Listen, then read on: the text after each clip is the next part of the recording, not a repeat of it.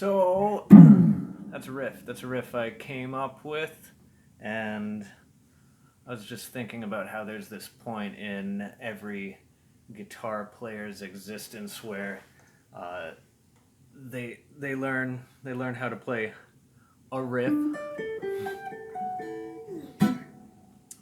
Usually it's "Sweet Child of Mine," and it's kind of challenging and it's kind of repetitive. And actually, that song, if you ever read Slash's autobiography, he came up with that tune as a finger exercise because it used a lot of things. He was alternate picking that, skipping strings, right? And the band heard him playing that in a warm up, and they wrote a song around it, right? So, and I noticed that when someone learns "Sweet Child of Mine" when they've first started playing the guitar, and there's a riff that they're playing all the time, and they know exactly how it sounds, uh, and they're zoning in and getting closer and closer to playing that as good as they're hearing it in the recording, and a lot of leveling up takes place there, right? When you're just starting out playing guitar, it's hard to even just practice. You can't play any whole songs, and the amount of time you can even spend on the instrument isn't that much. But once you have something to cling on to that's musical, then you start hitting a bunch of different points of improvement, right? So here's this riff that I came up with a little while back, and uh, really cool point in my life was when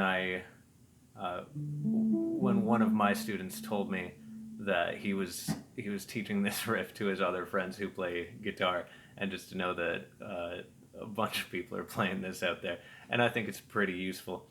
It's a two-part thing. First thing is a D minor 9, D minor add 9 chord, and it's all arpeggiated. We want those notes nice and clean, and I'll include a tab, so I'm not going to go too in detail with how you play this, but one thing you want to watch is try to stay in this sixth position here, right? So that means your index finger is at the sixth fret, which means that your middle finger is think of it as being glued to the seventh fret. Don't mind this thing over here. I have the dumbest guitars for teaching music because they all have weird fret markings or no fret markings. Don't know why. I just like the way they look. So this is my first, third, fifth, seventh fret. So if you're in sixth position, that means your index finger is at the sixth fret, but your middle finger, think of that as being glued to the seventh fret. So your index can reach over here, and this is something that's really good to start working on early on this shift without moving the rest of the hand. So the first note, even though we're in sixth position, is at the fifth fret, and then the second finger grabs the seventh fret on the D string, pinky plays the ninth fret on G, index jumps up here, then we skip back,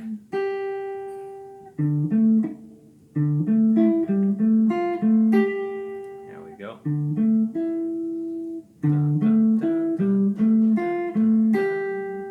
Next. So it's that twice.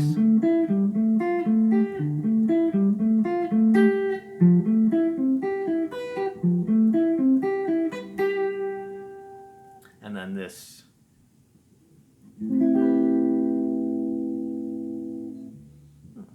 What do I call this? This is a F major 7, add 9. And here we get this kind of leapfrog thing, which I talked about in the other lesson. So we come up this Now we're in 7th position, right? Index finger is, we're not going to break out or stretch here. Going to play these first 3 notes, root, 3rd, 7th of the major 7 arpeggio, coming back down to the 5th.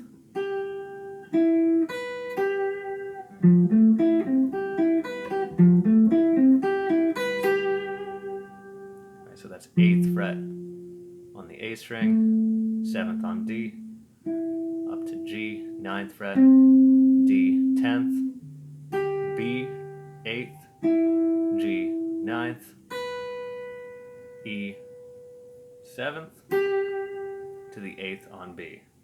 All together one more time. Get that distortion.